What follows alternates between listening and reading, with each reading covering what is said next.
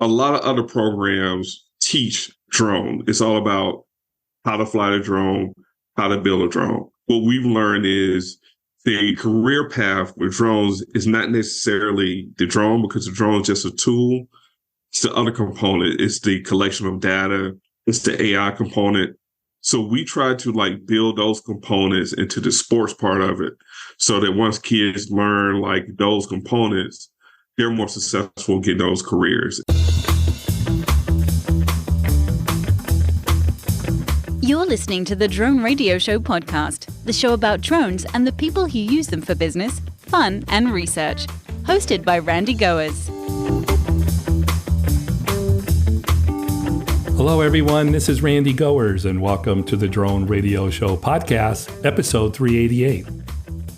Does the drone industry offer a career path for individuals from marginalized communities? For that question, we head to Atlanta, Georgia, to speak with Sedgrid Lewis, founder of the Hidden Pilot Project. The mission of the Hidden Pilot Project is to teach and train Black returning citizens and citizens under the supervision of the criminal justice system on how to become licensed drone pilots. Through the Hidden Pilot Project, individuals are provided with hands-on training to enter the unmanned systems industry. Sedgrid holds an MA in Criminology from the University of West Georgia. He has worked in the criminal justice field for the past 20 years, developing evidence-based social programs for juvenile courts and state agencies across the United States. He is also the owner of Blackhawk Aerial LLC. As a Part 107 commercial drone pilot, he has flown for several national construction firms, providing progression aerial photos. Sedgrid has dedicated himself to helping others experience the benefits of unmanned technology. He provides drone technology workshops for at-risk youth across the state of Georgia.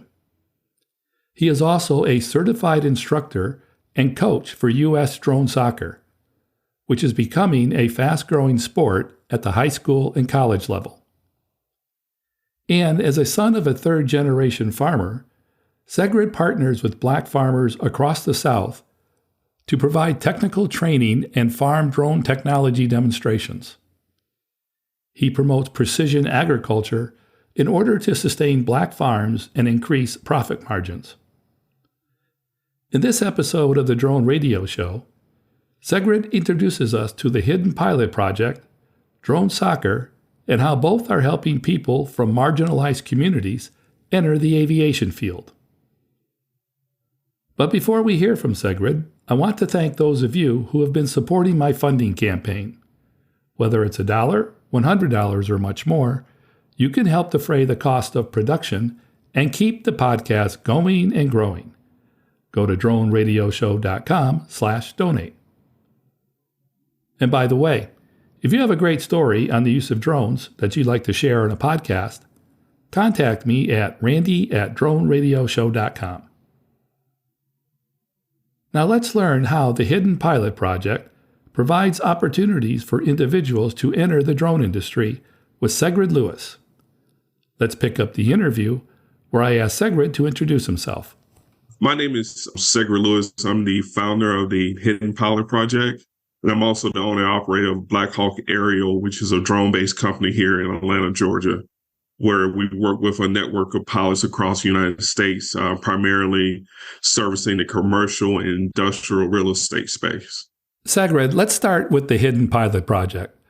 First of all, what is it? The Hidden Pilot Project was born out of the necessity to kind of basically supply more laborers into the drone aviation space.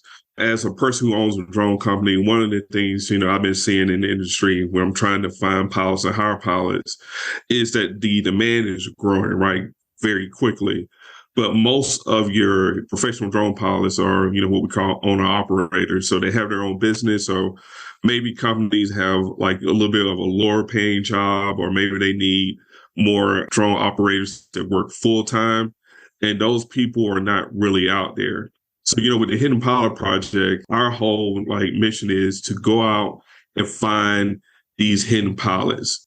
Just quick on my background, Randy, for 20 some years, I've worked in the juvenile justice space, running a large nonprofit behavioral health company in the United States, Canada, and other places. And, one of the things found with working with that population is that there were a lot of young adults who were very tech savvy, very STEM savvy, but because of their background, they just did not have the opportunity to get in STEM. Maybe it was a funding issue or an issue with parents just not being educated on the different career paths. So my background in retiring from that company, knowing that there was this population out here that really needed to get into the industry, we married a hidden pilot project with that population. So, our main mission is to find those underserved communities, those individuals who are involved with the criminal justice system under supervision, or maybe they're just at an at-risk population. They've never been introduced to drone technology, have never been able to afford it. The purpose of the company is to bring that technology to them, to give them that career pathway, not only to get into the drone industry, but also to fill some of these labor demands that's around the corner. Is it almost exclusively geared to at-risk youth and underserved adults? Or does it support the general population as well? We do both. I would say, it's probably like 70-30. 70% of our work is definitely with the underserved, at-risk populations. We work with a lot of inner city schools. We work with some of the homeless population with some nonprofits trying to train what they call unemployed individuals to get back into the workforce. And we're using drones to be that pathway for them. But we also do a lot of just drone immersion workshops with the general public. We also do some Part 107 trainings as well for people who just want to learn how to fly drones and become licensed and just want to have a career change. So we help those folks as well. Tell us about the training program. It's a train-the-trainer. So if it's in Atlanta area, Georgia-based, then, we kind of handle that in-house. Myself and some other pilots who are based out of Atlanta, we will train organizations in regards to getting their people ready for the Part 107, or we'll go out, we'll do demonstration workshops with different groups. If it's in other states, since I have a network of Part 107 pilots I work closely with in Florida, Texas, Utah, New York, VA, I'm able to reach out to those people and provide those trainers for those locations as well. So, we're pretty agile and flexible, just depending on the organization that needs our help.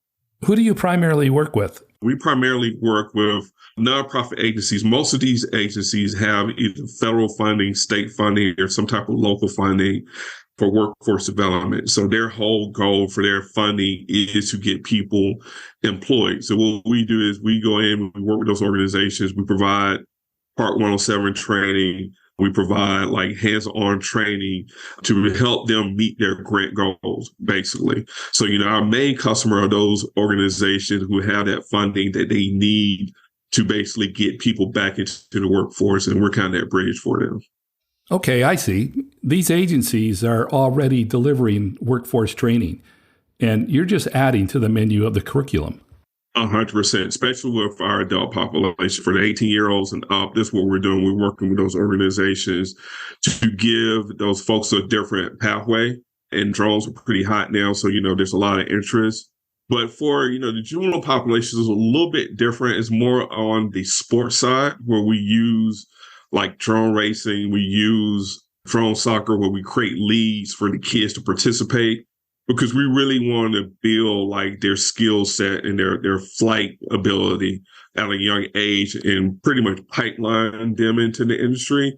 So, for example, when schools reach out to us, or like a youth serving nonprofit agency, we may create a drone soccer league for them, or we may create a drone racing league where kids are participating in the sport, weekly. There's different events that keeps them motivated and entertained. During those workshops, we teach them how to build drones. We teach them how to fly them. Then the end goal is definitely the Part 107. But for the younger kids, it's really about immersing them into the technology, into the field, so that they will have that pathway when they become young adults. Before we talk about drone sports, what has been the reaction by state and nonprofit organizations? It's been a lot of great support and feedback, I would say, for the state level, especially with like juvenile justice organizations. we're being able to fill a niche for them. Like a lot of those organizations have these federal grants, like one big federal grant is called Youth Build. It's kind of construction based, but, drones fit within construction, as you know, based upon some of your former guests on the podcast. But, one of the problems that we're having is like a lot of companies do not hire young people, right? They don't hire 17-year-olds, 18-year-olds. They want you to be 20 and 21. So they see us as being a niche where we can come in and work with a younger population that's 16 to like 20-year-old. We can teach them a skill set. They don't necessarily have to get a job flying. They could be a virtual observer from a professional drone pilot in the area. That still gives them that work experience. It still keeps them out of trouble. It still provides, a lot of resources to the drone pilot that's working with them. So that's kind of been a hit with that population. With the adult population, what we've seen with some of these state agencies, especially with like our homeless organization we're working with, is there have been a misperception in the marketplace that, to be homeless, you have to be addicted to drugs, you have to be on the street, you have to have some type of severe mental health problem. And what we've gotten back from some of our partners is there's this group of people, what they call underemployed. So maybe during COVID, they were hit really bad. And, they weren't able to recover because they had to go out on leave for a long period of time. Maybe they lost their house, they lost their apartment, or maybe there was some type of like, electrical contractor or plumbing contractor that fell on hard times and now they're homeless. Those folks have a technical skill set. So these organizations see drone as like a perfect marriage of, hey, these guys kind of know about technology, know about STEM, provide this training for them and quickly get them back on their feet because they can use the Part 107 to enhance the skill set they already have. So we create a nice little niche just with that population.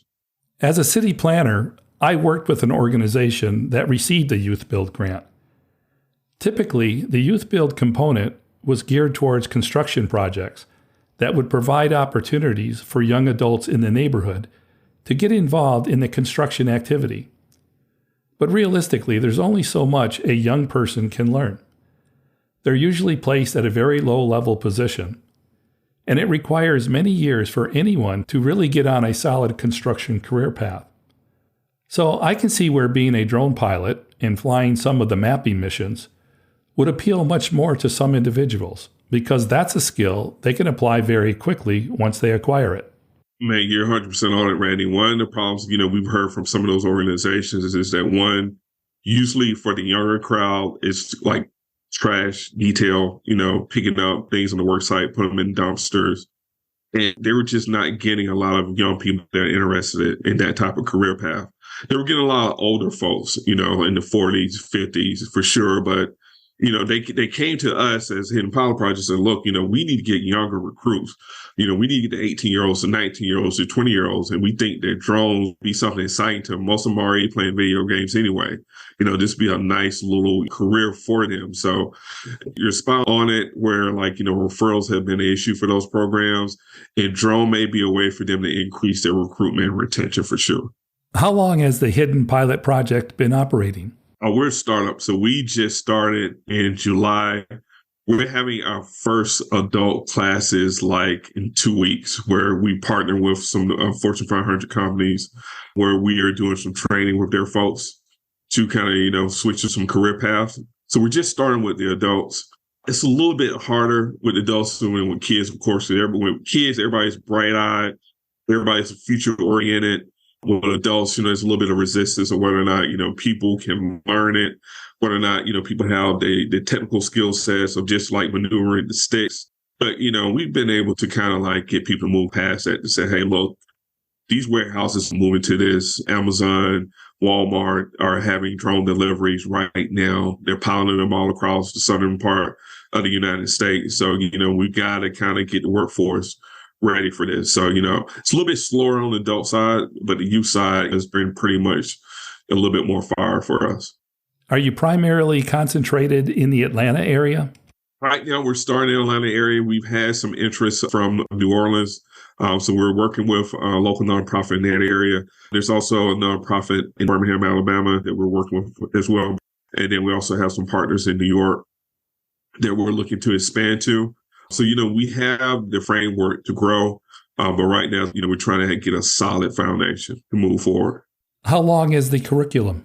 Yeah, we look at it from about a 4 to 6 week process. One of the things we do, Randy, is a little bit different.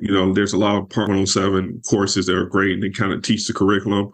We really prioritize teaching the flying because it's just like having a car, right? If you go out and get your license, but you never driven a car, you're going to crash. It's the same thing with a drone. You get your Part 107. If you've never flown a drone before, you're going to fly it into a tree. So we do a lot of simulation work where we make sure our students are in a drone sim where they learn how to actually fly so they're not crashing all over the place. And we allow them to use that simulation software during the course, right? So it covers a couple things. First, whether or not they really like this, whether or not they really like flying. And second, once they become certified and they get out on the job site, there's not that fear and hesitancy, right? They can go directly into somebody's training program with the basic foundation of how to fly a drone. So what are the steps to creating a hidden pilot project? First thing is to go to the website, hiddenpilotproject.com, hit our contact form up. Either myself or our work resource partners will hit you back up and basically sit down and do an assessment and see what your needs are. Are you trying to service the juvenile population, adult population, or you want us to do workshops, training? Once we figure out and do an assessment of the needs of that organization, then we put the program together and move forward at that point. What are the requirements for participating in the Hidden Pilot Project? Definitely when it comes to the Part 107 training, we want to work with clients who are 16 and older. If they're between the ages of, say, 11 to 16, that's where we're kind of push them more into the esports component of it. Those are the main requirements. We want to make sure that they have some type of reading comprehension ability because, you got to have that in order to pass the certification test. So, we look for that as well. But, we mainly want to reach out to those nonprofit organizations, state organizations, school systems. They already have an infrastructure to bring this type of program into their curriculum. What do those organizations need to successfully launch and operate the Hidden Pilot Project? So that goes to our assessment of need.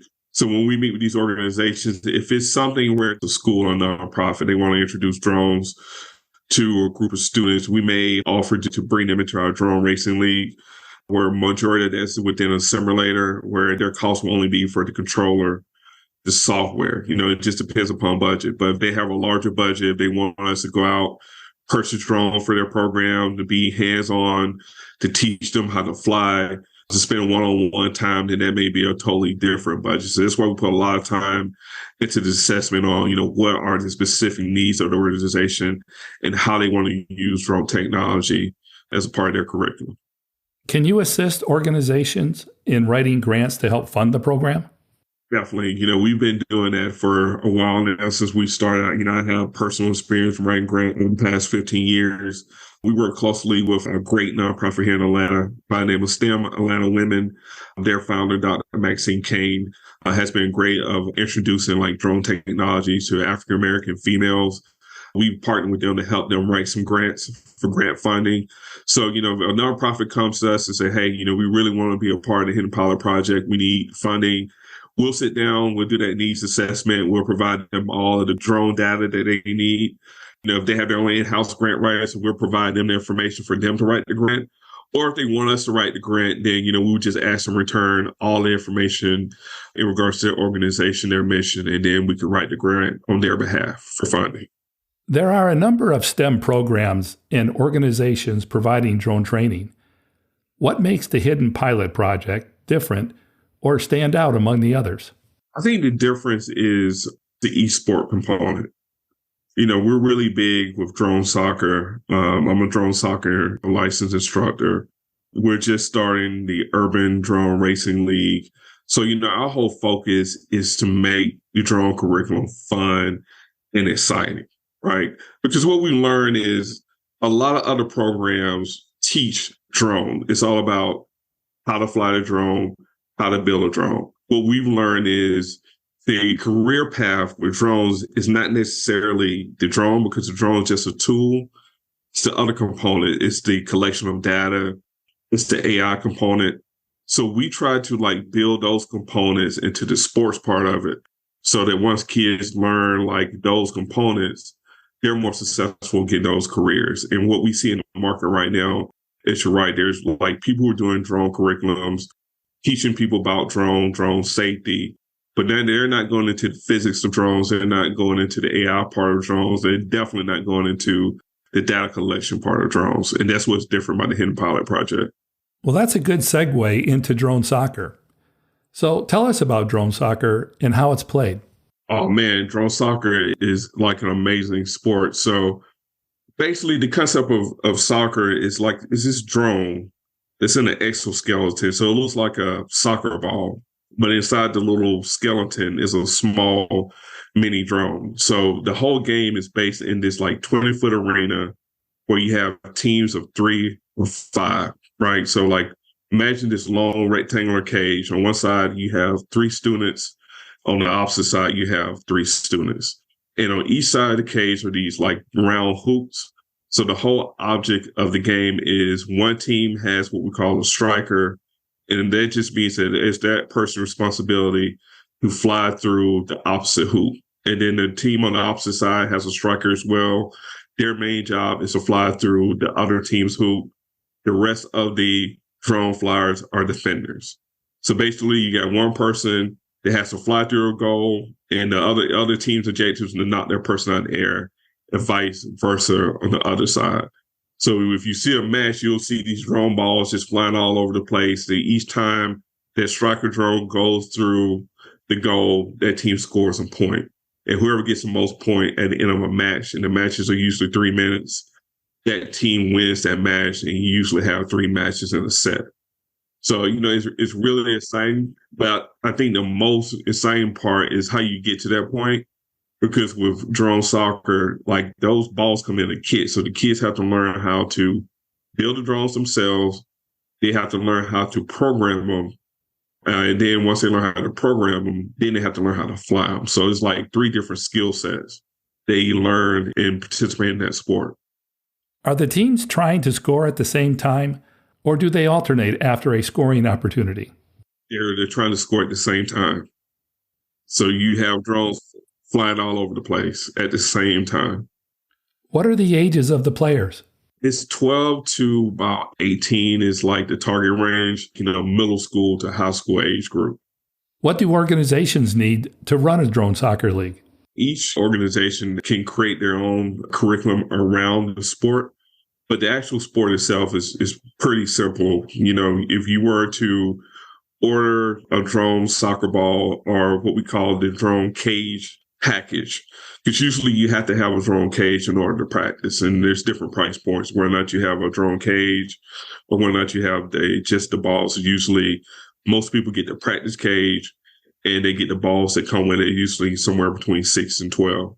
So once you order the equipment, Drone Soccer USA will provide a trainer who come out and train the team on how to play the game. And a part of that training is first to kind of teach the kids how to put together the drone soccer ball. So that's where the mechanics come in, the screwdrivers, the little tool kits, where they have to take all these like really small pieces, build the drones, and learn software they have to utilize with the drones to make sure that the propellers and everything are operating. It's the Betaflight software system. So they have to kind of hook up the drones to Betaflight to test the motors to make sure that they're going to operate properly. And then once they build it, they run the software and they test it, then they're ready to fly it, and then, they utilize the practice cage to kind of fly. And it takes some weeks for them to get a hang of flying.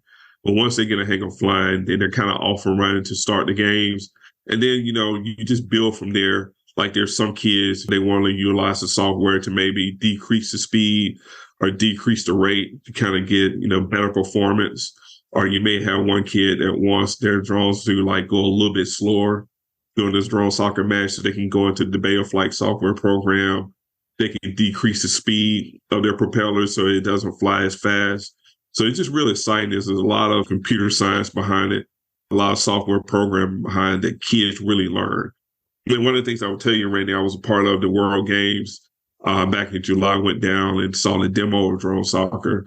And basically, I met with a lot of universities. Auburn University, based out of Alabama, was there.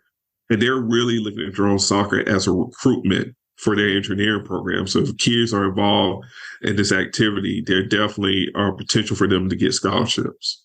So is drone soccer an organized sport at the college level? They're working on the college level right now. As the last I checked with U.S. Drone Soccer, I think they have about 100 teams up and running. I think most of those teams are high school teams. Colorado has the most teams.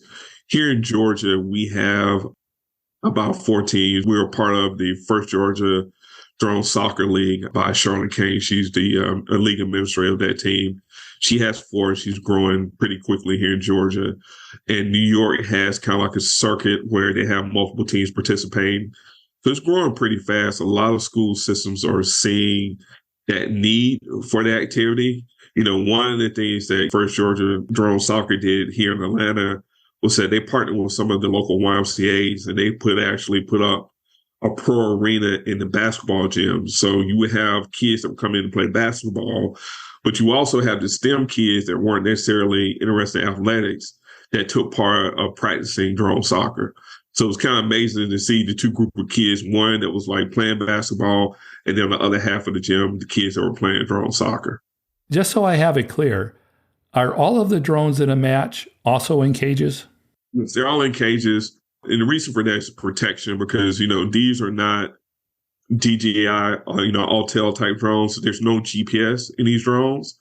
And that's a good thing because they're really teaching them to learn how to fly in what we call ADI mode. So like they really have to have good control of their sticks to maintain balance, to maintain speed. So you have to have them in that skeleton ball, and you have to have them in the cage. If not, they'll take off and fly off and hit somebody in an arena. So, you know, we wanted to kind of create the sport where it was in this kind of like, you know, metal cage, and the drones were in a metal that has like no risk, no liability of any type of injury.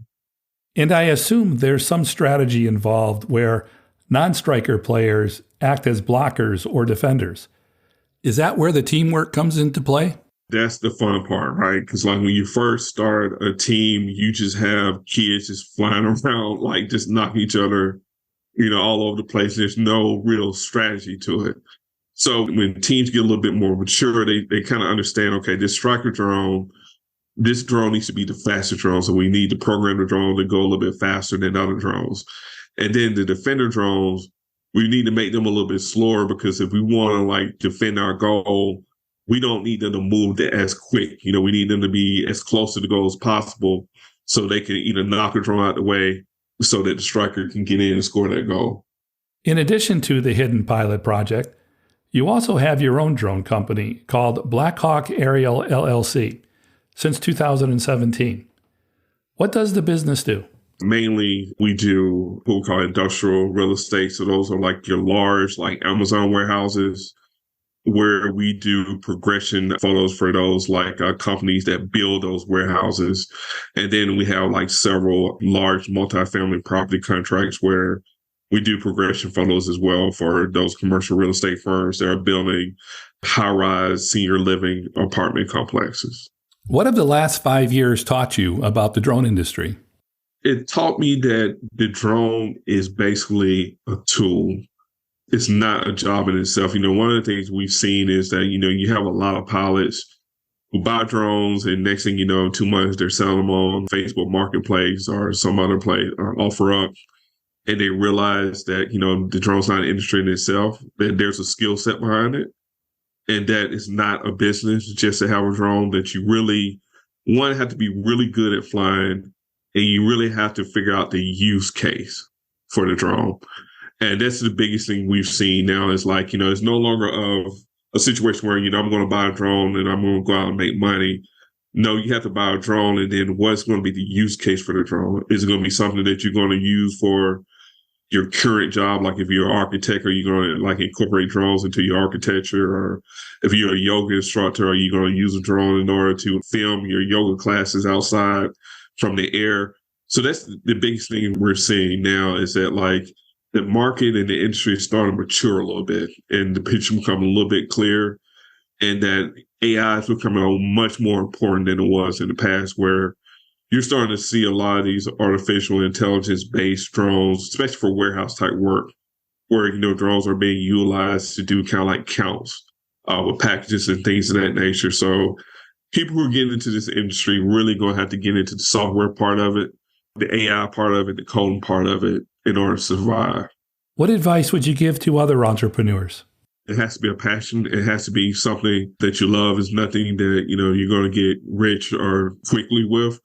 But there are niches. And as people say, the riches are in the niches. You just have to find your niche and go with it. Like, when we first started, we never knew we would just be taking photos of big warehouses across the United States. But hey, that's our niche. And we found that, pretty quickly. So, that's my main advice. Figure out your niche and just stick in that niche and make it grow. What's next for the Hidden Pilot Project? Next for us is developing our Urban Drone Racing League, where we're partnering with some esports companies to really do more what you call RL, which is in-person racing, where, we're going to take the kids who've been practicing drone racing in like these simulators, and we're going to actually have live racing tournaments. So right now, we're just trying to recruit schools across the country to get involved with our Urban Drone Racing League. If there's an organization that's interested in creating a Hidden Pilot Project, what do they need to do? Just go to the hiddenpilotproject.com, send us a message through our contact page, and we will definitely route you in the right direction. And especially if it's drone soccer, we are partnered with U.S. Drone Soccer, and we will definitely get you in contact with Kyle Sanders and the great folks over there to see what you need to kind of get your drone soccer program up and running. And for my final question, Sedgrid, what message would you like to leave regarding the future of the drone industry? The drone industry is growing at a fast rate. The drone is just a tool to enhance what you already do. So it's not something that's just for STEM, just for photography, just for video. It's something that could be a part of any profession. So if you're a layperson out there that has a passion for drones or just been interested in drones, I'll encourage you to go out and get your Part 107. So once drones start knocking at your doorstep, or if your employer starts looking for somebody that has that skill set, you already be prepared to kind of meet that demand in your company. That's it for episode 388 of the Drone Radio Show. I hope you enjoyed hearing from Sedgrid Lewis of the Hidden Pilot Project. I want to thank Sedgrid for taking the time to speak with me. If you want to learn more about the Hidden Pilot Project or want to connect with Sedgrid, check out the webpage at thehiddenpilotproject.com. If you like the Drone Radio Show, please consider supporting the podcast with a small donation. The content is always free, but for as little as $1, you can help defray the cost of production. To donate, go to droneradioshow.com/donate. And thanks for listening. Your support means a lot to me, and I hope you'll listen to more episodes of the Drone Radio Show podcast to hear how others are using drones for business, fun, and research. For the Drone Radio Show, I'm Randy Goers.